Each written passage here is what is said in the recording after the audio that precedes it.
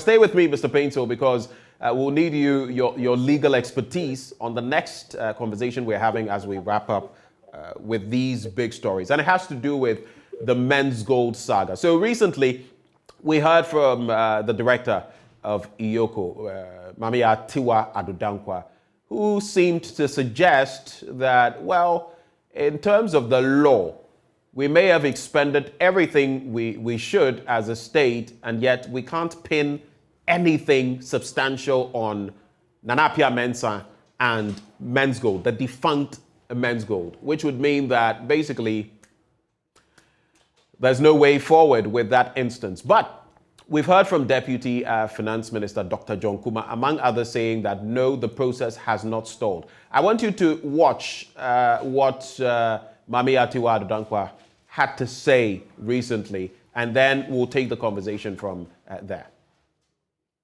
Sometimes you believe it, somebody has committed an offense, but you can't have any relevant law to support your case to prosecute. And like I said earlier, nothing is a crime unless there's an enactment making it a crime. So, example is Menzgold case. Which act did it break? And it's becoming difficult even prosecuting that case because the law that will define the law, the offense, and also provide the elements, it's difficult to find. So the relevant law defining absence of that is also making prosecution difficult. One of the difficult cases to prosecute or to investigate is economic or financial crime because it involves a lot of paperwork. And you need to prove the cases not because of what you think, because you believe the truth is that the person has committed offense. But the fact is that you need to provide evidence. And if you can't find something, documents are not there, and you cannot even trace, the person is on retirement, and you cannot trace anything, it will even affect prosecution processes. And when people get away with crimes, the crime will continue. So one of the things that we'll talk about is the digitalization that will support prosecution. Because if you can't provide evidence, you can't do anything. Some of them invested their whole life. And after the collapse, they had nothing. And they thought dying was better than living and not having anything. So these are some of the financial, emotional stress. I know one police officer who collected his end of service benefit and then invested everything in Menzgold, and the person lost everything. Now he has become a drunkard, even though he wasn't like that, because he doesn't understand how he will live without that money, because he was investing to get the return to support during his time of pension, but now he doesn't have it. So he's having a whole lot of things on some of these things. We have joining the conversation in the studio as well, Fred Forson, who is PRO for Menzgold customers. Mr. Forson, a very good morning to you. Thanks for the opportunity, and I'm happy meeting you once again. It's a pleasure. This isn't the first time. Yes. It's good to see you, at least hanging in there. But let me start off the conversation with Kweku Painter, a lawyer. Was it wrong for the boss of Eoco to come out in this way? Some are saying it is, in essence, going to botch the legal matter when it comes to Menzgold customers, and they're getting what they deserve. And then again, there is the issue to do with the Securities and Exchange Commission and what role it has played over time and whether anything has changed. But from the legal angle, what does this do to the conversation? I think first I'd like to comment directly on what I heard the police officer say. Right. I'll say that it's the most pathetic explanation ever that any government agency, I'm talking about the police in particular, or Eoco, will give for the continuing non-prosecution of that matter.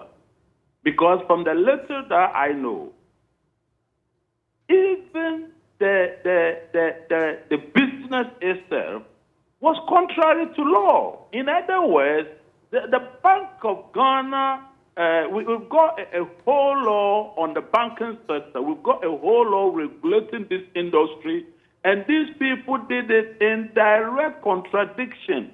And from what we know, at least from the publications that we read, There were several notices that the Bank of Ghana had issued directly advising or warning these Menzgold operators of the illegality. So the law that is there expressly prohibits the conduct of the business.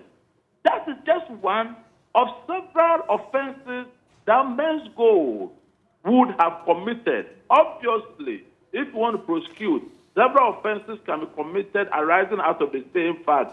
So at the end of the day, you may have about 10, about 15, about 20 offenses that have been committed. So besides the fact that they conducted the business contrary to law, the whole business of collecting money from the public and purporting or pretending to be conducting this particular transaction, which at the end of the day was a hoax, was this a form of fraud by false pretenses? I could line them one by one. At the end of the day, we could have several offenses that would have been committed. That's one part of it.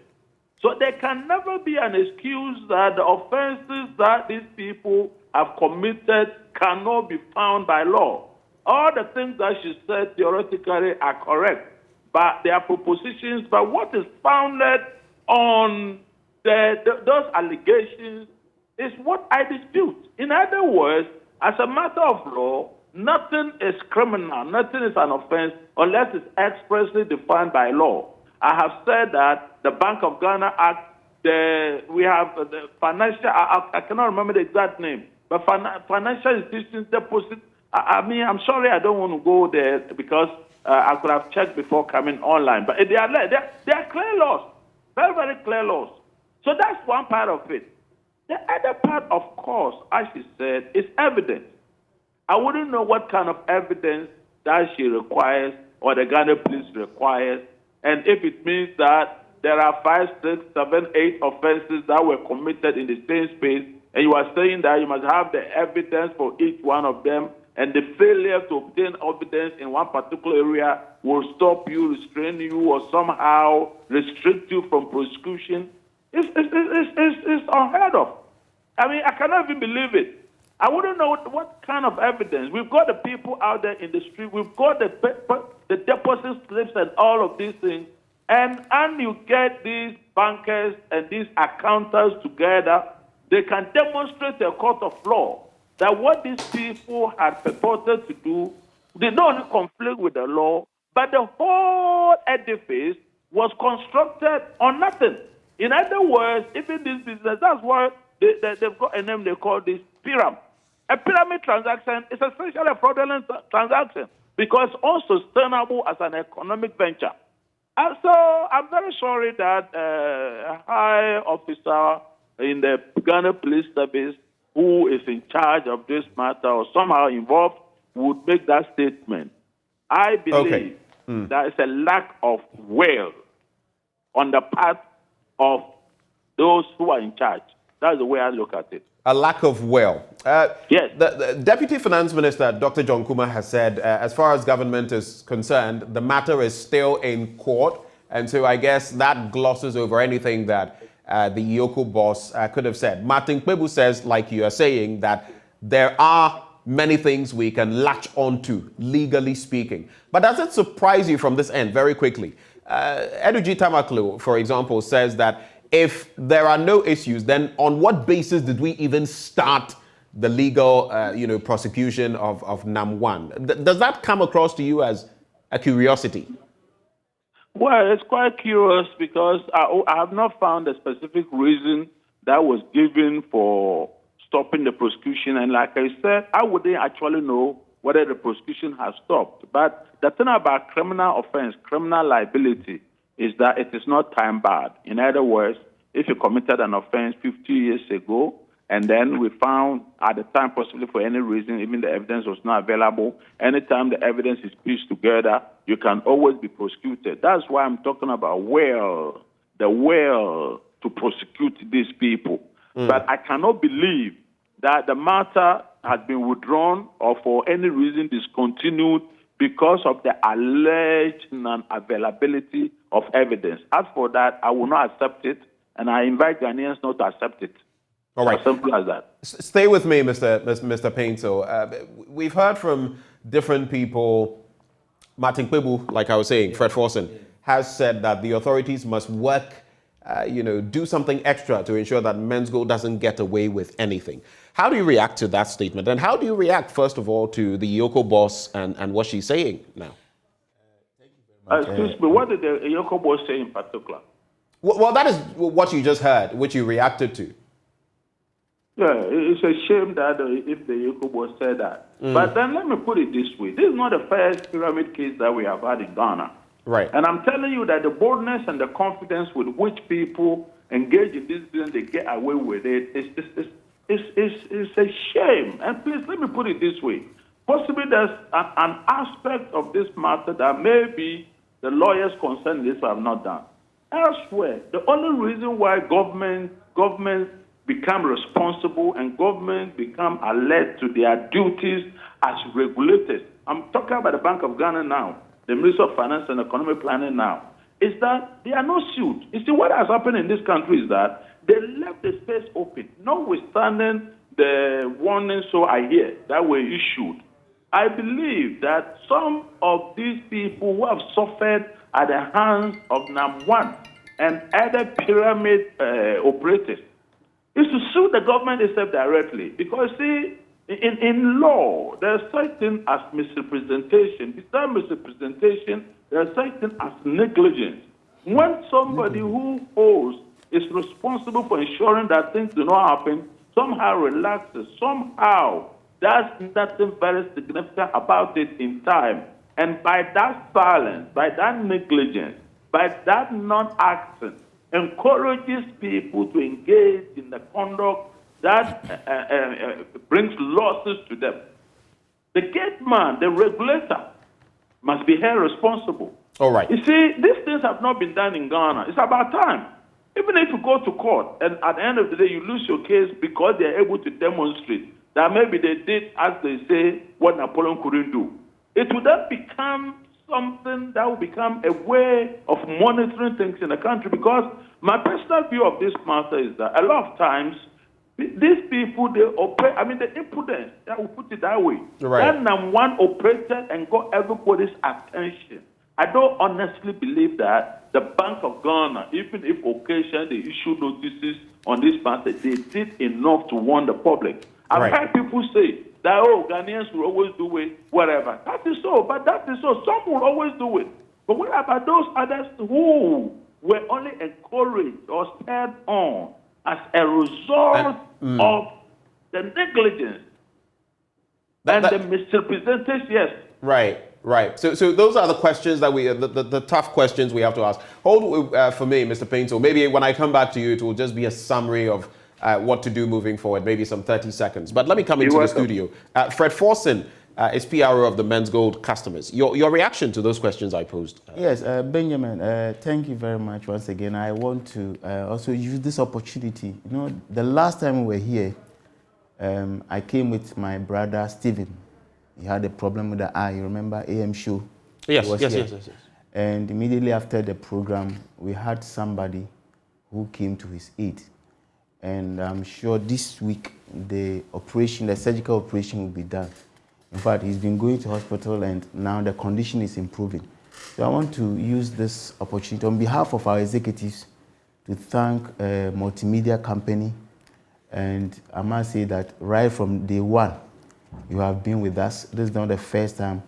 The first time you have extended this courtesy and care demonstration of the duty of care to us. So we are most grateful to you. Now back to Executive Director of Eoco. The truth is that she spoke the mind of the Attorney General and the government.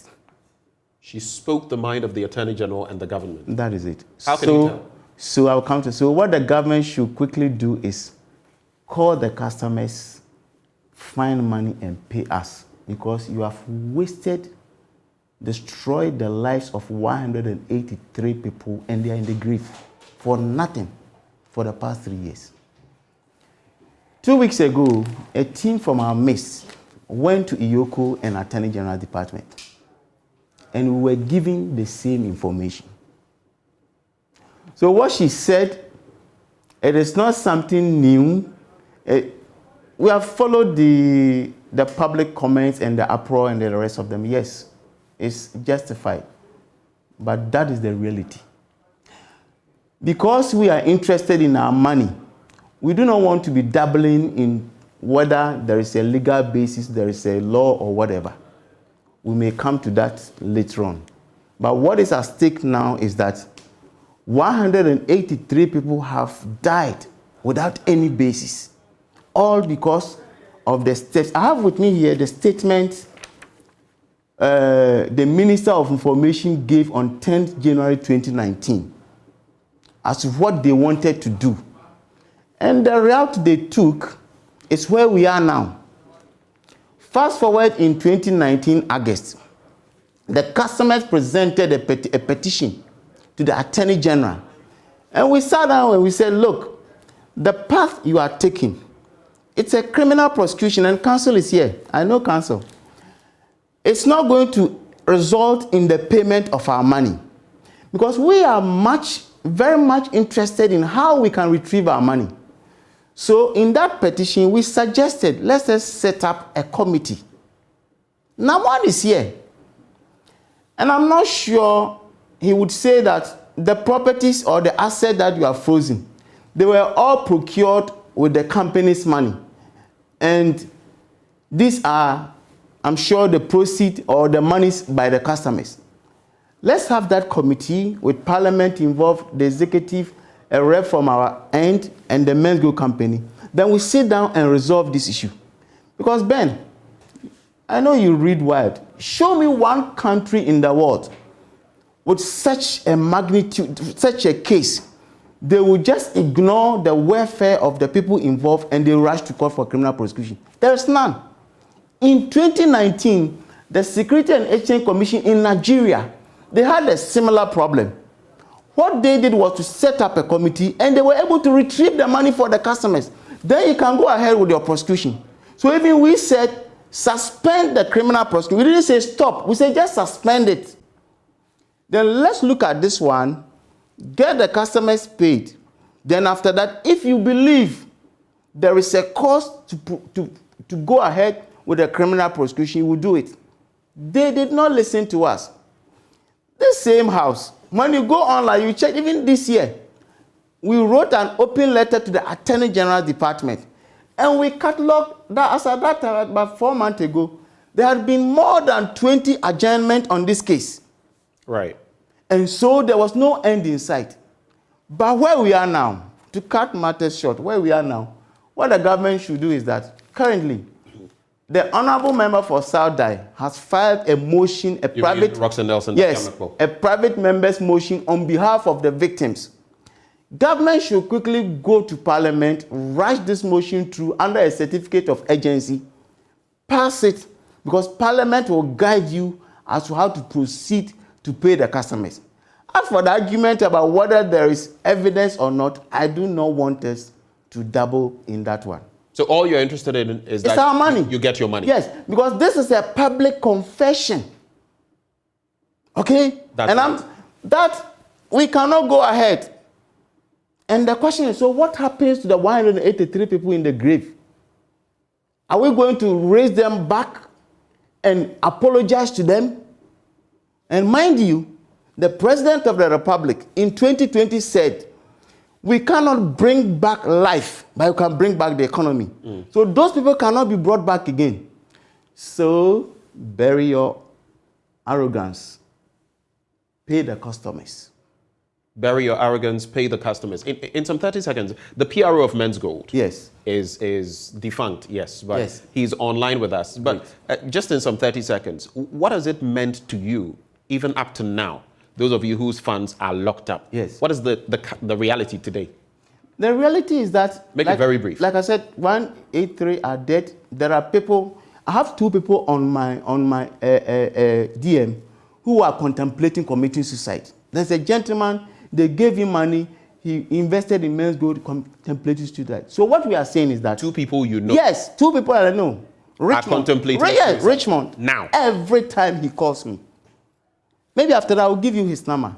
Or even if you open the phone line, we call into the shouldn't program. mention names, but I think the point is well made. Let me bring in Niama Amatefiu, PRO of Menzgold. Ni, I'm sure you've heard, and please, a very good morning to you. Is that an interjection? We are not by any way defending NAM1. Right. That point must be made clear. We are not by any way defending NAM1. But what is happening now, let's sit around the table. The gentleman is here. We can sit around the table. They have even sold the asset, the cars. Our journey to Eoco and AG, it came out that they have sold the cars. They confirmed. I mean, when you go my journal, you get a plethora of statements you have made. They have sold the cars. They have also confirmed that they have in their custody some quantity of gold with them. And all these things sitting there for 3 years and people dying. I mean, we can't do that to ourselves. All right. This democracy, it must deliver. And it must deliver positive outcomes. And it's like we are not part of it. It's bad. It's very terrible. Hold for me, Mr. Forson. Let me bring in Niama Amatefiu. Good morning, Ni. Benjamin, good morning. How are you? I'm well. It's been a while. Yes, it's been a while. All right. It's been difficult, but we're still managing out there. It's been difficult. When you hear what Mr. Forson has to say about two people who deposited with Menzgold, who currently are contemplating suicide, 183 people dead. Let me start off from there. How does that make you feel? How does that make NAM1 feel? Okay. First of all, let me say good morning to Fred Forson. And then good morning to all your cherished viewers. Benjamin, you know very well that this case started 4 years ago. On the 11th of September, I think will be the 4th year that this whole Menzgold saga started. And you know, as a company, we've come out to make a lot of promise on how to solve this very sensitive issue. But as much as we try and make promises in terms of payments, we've not been able to fulfill the promises that we've made. And we've resolved to stop communicating on this Menzgold issue because we know very well that this is a very sensitive issue. And no matter how you speak, people might misconstrue it to be you being insensitive. You've been trying to lie to them and all that. So based on that, we thought that we should allow the court processes to go on. And also as a management, although as you said, the company is defunct, we'll also try as much as possible to, in our own way, solve this very problem. So we haven't given up. We have not given up at all. We are still working hard to make sure that this whole Menzgold issue is solved. So that is where we are. But I agree to speak to you this morning because of few things that have happened in the media based on the pronouncement emanating from the Eoco Boss. I'd like to put on record that the court process is still going on. Yes, the Deputy Finance Minister has confirmed that. Yes, it's still going on. The initial charges that were preferred against our boss and the company was 14 charges. And he pleaded not guilty to all the charges that was preferred against him. Later, the state came back to amend the charge sheet, and they added almost 52 or 54 charges to the 14, making it 61. And when those new charges were read, the prosecutor says that they are now waiting for the AG advice on how to now put those charges before him for us to now open our case. So we've been going to court since then, and every time we go, the prosecutor keeps telling the judge that we're still waiting for the AG to advise on the way forward. The prosecutor tells the judge that they're still waiting for the AG to advise on the way forward. On the way forward, because the docket has been sent to the AG's office. So nobody should think that the prosecution or the matter has halted, not at all. Okay, Niyama, for the sake of time, we don't have too much of time on our hands. In some 30 seconds, just walk us through. Are there any plans to pay off Menzgold customers on the back of the sales that have been made and all of that? Yes, government has its role to play, but are there any plans, any latest plans to pay off Menzgold customers? And can you give us any timelines? Definitely, there are plans, and that's the reason why I told you that we're still following the court process. That's the criminal aspect of it. I know most of our customers have said that the government should suspend the criminal prosecution so that we'll sit down. We welcome that if the customers want to come or with other people want to come and to sit down to solve this problem. We are ready to do that, and we ourselves are resolved in solving this problem. That's why I'm saying that we are committed to it. So I cannot give you timelines as we speak now, because I've come out to give other timelines which we've not been able to fulfill, and then they will come out to say that we've been insensitive to the plight of the customers. Right. We are not. Okay. So I beg of them that let's all put our shoulders behind the wheel, and let's make sure that we bring this issue to an amicable conclusion.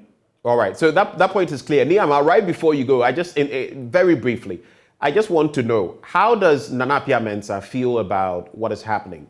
When he hears things like this, people want to commit suicide, 183 people are dead. How does that make him feel?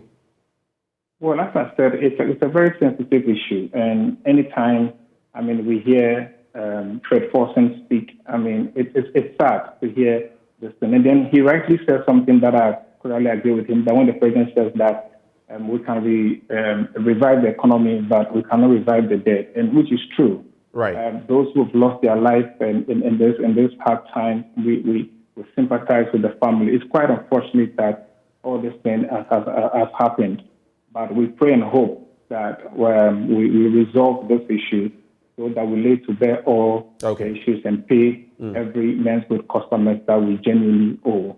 All right. Nee, just hold for me. We're wrapping the conversation, but just hold for me in case anything is said that you have to react to. So I'm giving the final bite to you, Fred Forson, and to Lawyer Paintsel as well. You have some 40 seconds. Final thoughts. Benjamin, I think even the law is clear. Do you know that before the collapse of Menzgold, this document, today I came with a lot of documents. You see, the following are summary provided by the Bank of Ghana before the collapse, which talks about we warn them. But look at the conclusion. Read the conclusion to the public. You can go ahead. It said that there is a need to conduct further investigation and for the relevant institutions to coordinate action to close the operations of the two companies down, i.e. Menzgold and Brew Marketing, and prosecute its directors and relevant officers for the breaches of the law. There is also the need to consider how to protect the monies paid to the companies by customers, even though the customers themselves might have done something illegal. If it's, this part, it means that this part, it doesn't have any effect. But the most important word here is that there was the need for the state to have protected the monies we paid into Menzgold. And this tied into Act 929, Section 123, subsection A, B, C, E. Right. Okay? And government ignored all this. Security and Exchange Commission ignored all this and brought us into this quagmire.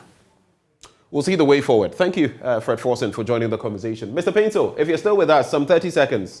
Final thoughts.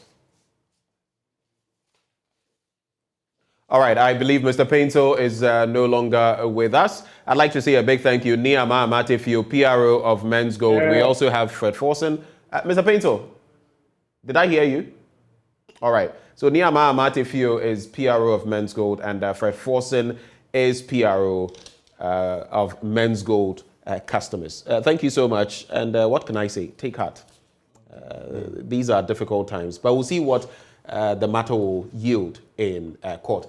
These have been the big stories that we've shared with you, but there's a lot more to look forward to on the AM show. Do stay. We'll be right back.